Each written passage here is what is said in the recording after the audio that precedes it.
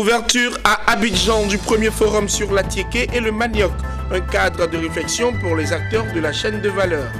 Les dispositions légales contenues dans l'annexe fiscale 2020 présentée par la Direction générale des impôts de Côte d'Ivoire aux chefs d'entreprise. Et puis lancement officiel des activités marquant le cinquantenaire de la Loterie nationale de Côte d'Ivoire. Nous y reviendrons. Bienvenue, mesdames et messieurs.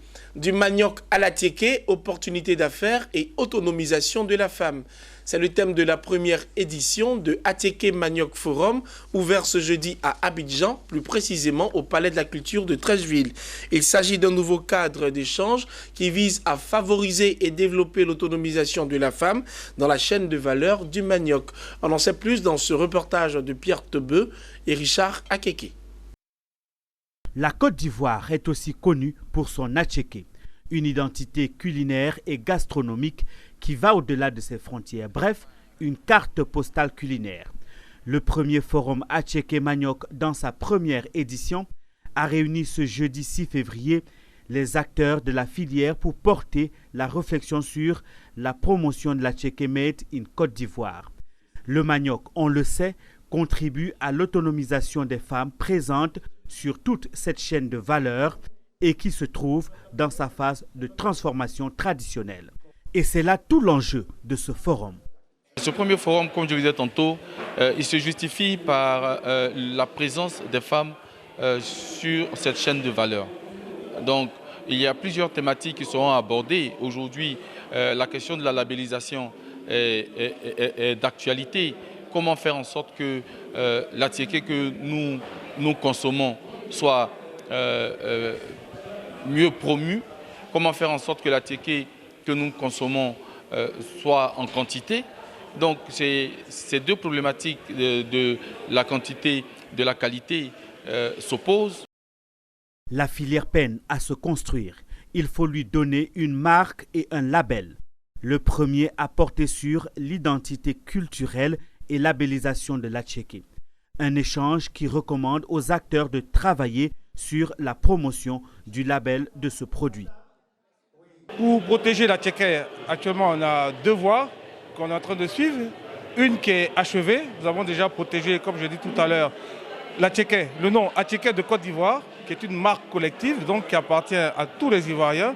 Tout Ivoirien qui veut produire de l'Atiéké et l'exporter ou même le présenter sous ce nom en Côte d'Ivoire, c'est possible. Il suffit qu'il se rapproche de l'Office ivoirien de la propriété intellectuelle. Et la deuxième façon de protéger l'Atiéké qui est en cours, c'est sous forme d'indication géographique. Alors là, c'est un peu différent. C'est le lien qu'on fait entre le produit et le terroir. Cependant, l'on note un déficit de promotion, de valorisation et de sécurisation des activités des productrices. Malgré cela, ces femmes qui produisent artisanalement et sans accompagnement technique et financier font la fierté de la Côte d'Ivoire, ce qui mérite les encouragements des autorités. Un forum sur l'Atiéké, il fallait y penser.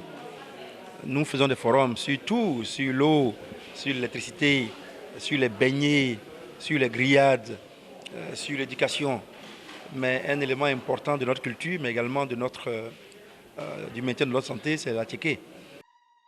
Après avoir pris 5 ans pour célébrer cette identité culturelle qu'est l'Atiéké par le biais du festival Atiéké Poisson Tour, l'agence 247 Communication prend ainsi le temps de poser la réflexion autour de la chaîne de valeur de l'Atiéké en Côte d'Ivoire à travers ce forum.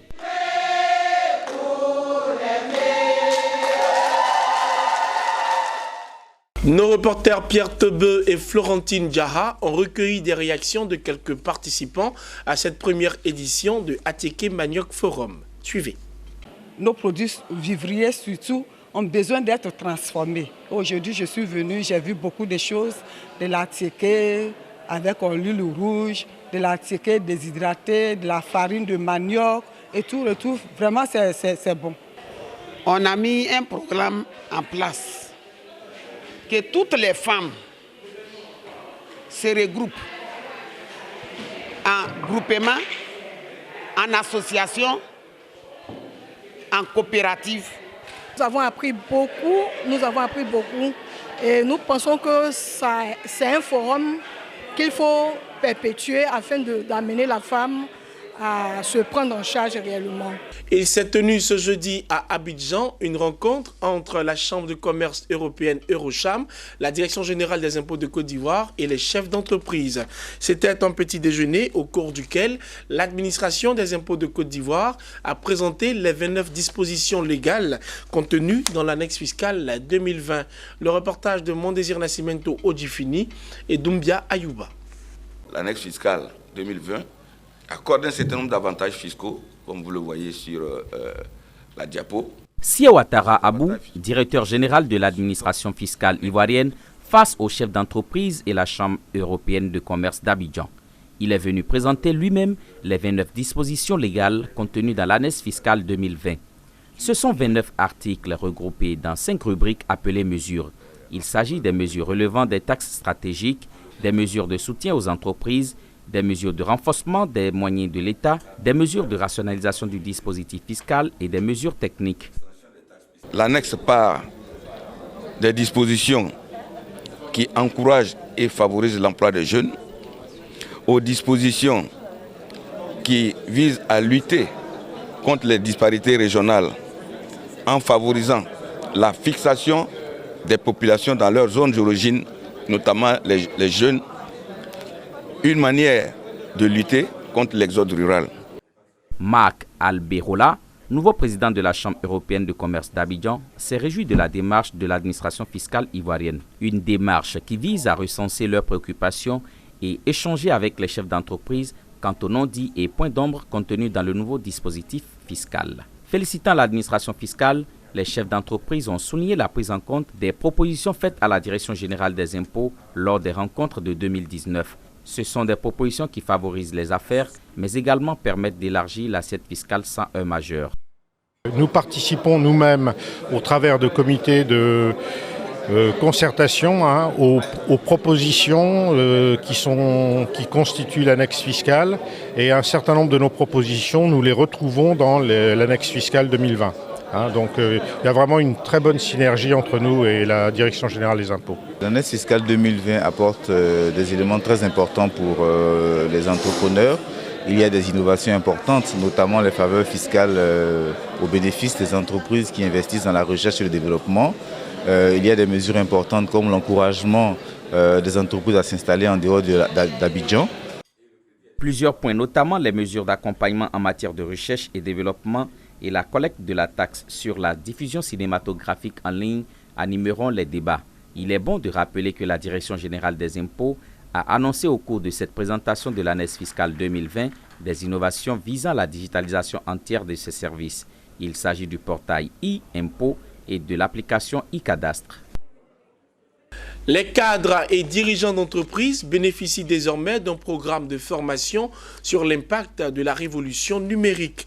Né d'une union scellée entre l'entreprise KPMG et l'établissement HEC Paris, ce programme vise la transformation digitale des entreprises en vue de favoriser une valeur ajoutée.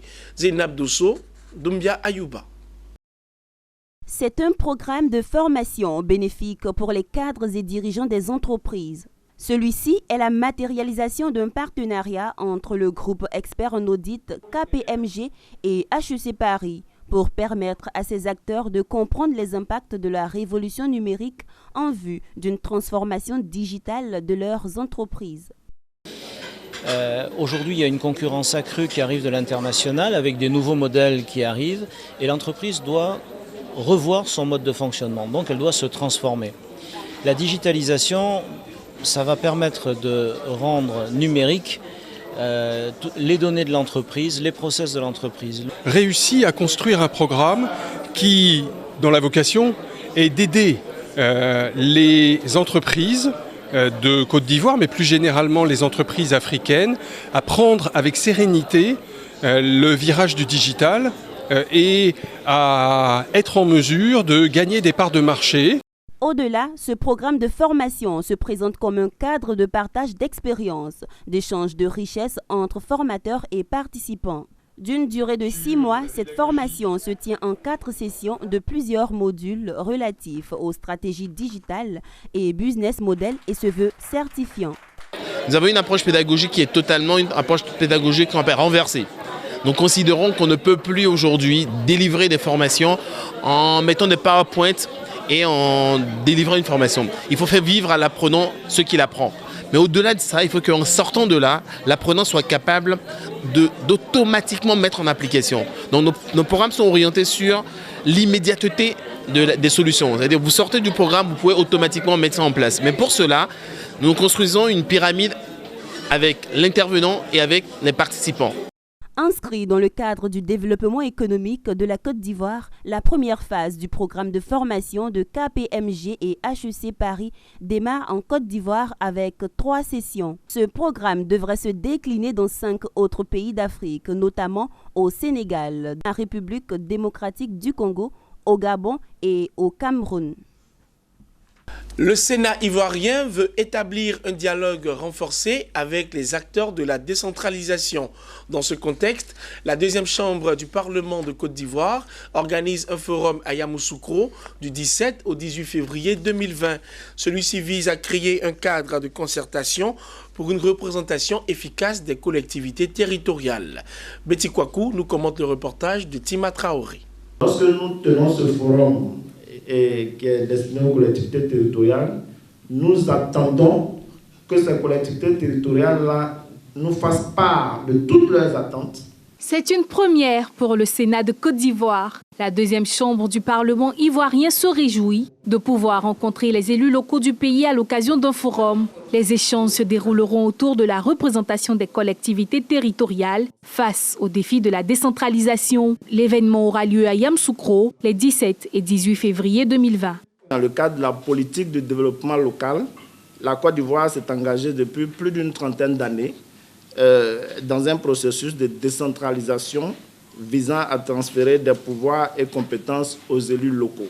Le forum que nous organisons est organisé à l'intention des collectivités territoriales, tirant appui, n'est-ce pas, de ce que notre mission en tant que Sénat est également d'assurer la représentation des collectivités territoriales. Autre point fort de ce forum, la présence effective de Gérald Larcher, président du Sénat de la République de France. Celui-ci interviendra sur l'expérience française des relations entre le Sénat et les collectivités territoriales. Lorsque nous mettions en place le Sénat, le président du Sénat, conscient de ce que le Sénat français est une institution qui a traversé le temps qui a traversé le temps à travers des décennies, a décidé, n'est-ce pas, de se rapprocher de cette institution pour que les experts de cette institution puissent nous aider à mettre en place notre institution. 7 panels seront organisés au cours de ce forum. Devraient prendre part à cette rencontre les gouverneurs des districts d'Abidjan et de Yamoussoukro, les 201 maires et les 31 présidents des conseils régionaux. Au terme du forum, les acteurs devraient identifier les problèmes liés à la décentralisation du point de vue des textes de loi et avoir une lisibilité sur les missions et orientations stratégiques du Sénat. Dans le but de créer les conditions d'un entrepreneuriat de croissance en Côte d'Ivoire, la section culturelle de l'ambassade des États-Unis a organisé une journée carrière. L'activité était à l'intention des étudiants des grandes écoles. Marthe Sekongo, Ezekiel Seri. Comment pronommer sa carrière, ses rêves et en faire ses propres choix? La question était au rendez-vous ce mercredi 5 février au centre Andrew Young. Il s'agissait pour les entrepreneurs ivoiriens ainsi que des experts américains d'instruire les étudiants sur leur capacité à rêver d'un projet en allant du caractère et des compétences de l'aspirant, mais aussi de l'investissement et des retombées en fonction des attentes personnelles. Les jeunes, c'est une question de confiance en soi. C'est aussi une question de pouvoir détecter les opportunités. Et c'est sur ça aussi qu'il faut qu'on arrive à travailler en termes de compétences pour permettre aux jeunes de savoir chercher de l'information, de savoir écouter leur environnement, de savoir comprendre ce qui est un besoin d'un usager ou d'une personne, et puis derrière de pouvoir concevoir quelque chose qui peut répondre à ce besoin. Les technologies numériques étant en évolution, les réseaux sociaux ont été présentés comme un moyen de remédier aux besoins d'insertion sociale partout dans le monde, mais plus précisément en Côte d'Ivoire. De façon quotidienne, Internet, on ne peut pas se passer aujourd'hui d'Internet. Tout le monde a un smartphone, tout le monde a un téléphone qui est connecté à Internet. La question c'est qu'est-ce que je fais de mon téléphone, qu'est-ce que je fais de l'Internet que j'ai. C'est ça la véritable question qu'il faut se poser. Donc, comme je le disais, il faut définir le profil par lequel on veut atteindre un objectif pécuniaire via Internet. Donc, qu'est-ce que je présente en tant que personne sur les réseaux sociaux? Qu'est-ce que je présente en tant que produit sur les réseaux sociaux? Et qui est-ce que je veux toucher à travers les réseaux sociaux? Les réseaux sociaux, c'est une mine d'or parce que déjà, vous pouvez rencontrer facilement un nombre incalculable de personnes que vous ne pouvez pas dans le monde physique. Vous pouvez avoir la possibilité d'approcher des personnes de qualité, ce qui n'est pas évident dans le monde physique. Les étudiants satisfaits de la formation, ils se disent prêts à emprunter le chemin de l'entrepreneuriat. Avant déjà, je ne savais pas du tout ce que c'était l'entrepreneuriat parce que je n'avais jamais fait de cours d'entrepreneuriat. Et cette conférence m'a permis d'apprendre plusieurs choses, c'est-à-dire comment se passe l'entrepreneuriat, comment entreprendre. Je ne savais pas comment entreprendre à partir de 0 francs. Et avec l'expérience des personnes que j'ai rencontrées aujourd'hui, je sais comment faire. Je sais comment aller, je sais comment entreprendre à partir de rien et devenir quelqu'un. La Côte d'Ivoire disposant de main-d'œuvre qualifiante, cette journée vise à renforcer la politique de lutte contre le chômage par l'entrepreneuriat. 1970-2020, la LONASI, la Loterie nationale de Côte d'Ivoire, a 50 ans. Ce cinquantenaire ne passera pas sous silence. La preuve en est que l'organe dirigeant de cette entreprise à capitaux publics a procédé ce jeudi au lancement officiel des activités marquant son 50e anniversaire. Des précisions avec Hervé Blayon et Marius Seri. La LONASI aujourd'hui a plus de 205 milliards de francs CFA. La bonne santé financière dont bénéficie la LONASI n'est pas passée sous silence au cours de l'ouverture du cinquantenaire de la Loterie nationale de Côte d'Ivoire. Une performance que cette société d'État veut consolider en 2020 avec des prévisions ambitieuses et des projets innovants. Nous sommes à un chiffre d'affaires prévisionnel de plus de 258 milliards pour l'année 2020. L'innovation, il y en a beaucoup. Au niveau de la digitalisation, les paris online, nous sommes partis d'un réseau semi-manuel aujourd'hui à un réseau largement digitalisé, online. Donc nous sommes vraiment dans un processus de digitalisation, il faut le retenir. Dans un processus de certification aux 3 normes, ISO 9001, 27001 et WLA. Au cours de ce cinquantenaire, la LONASI va procéder à la pose de la première pierre de son nouveau siège. Cette entreprise va aussi sponsoriser des concours culturels, Miss Côte d'Ivoire et Varietoscope, et continuer d'être le partenaire privilégié de la Ligue 1 de football. Une démarche qualité à laquelle souscrit le gouvernement ivoirien pour son chef. L'assainissement du cadre juridique et réglementaire des jeux de la loterie figure en bonne place à l'agenda de l'équipe gouvernementale. Le nouveau texte permettra une meilleure fiscalisation du secteur des jeux, la lutte contre la concurrence déloyale et la fuite des capitaux. Une exposition photo présentant le parcours historique de la LONASI a mis fin au lancement de ce cinquantenaire. C'est la fin de ce journal. Merci de nous avoir suivis et très bonne suite de programme sur Business 24 Africa.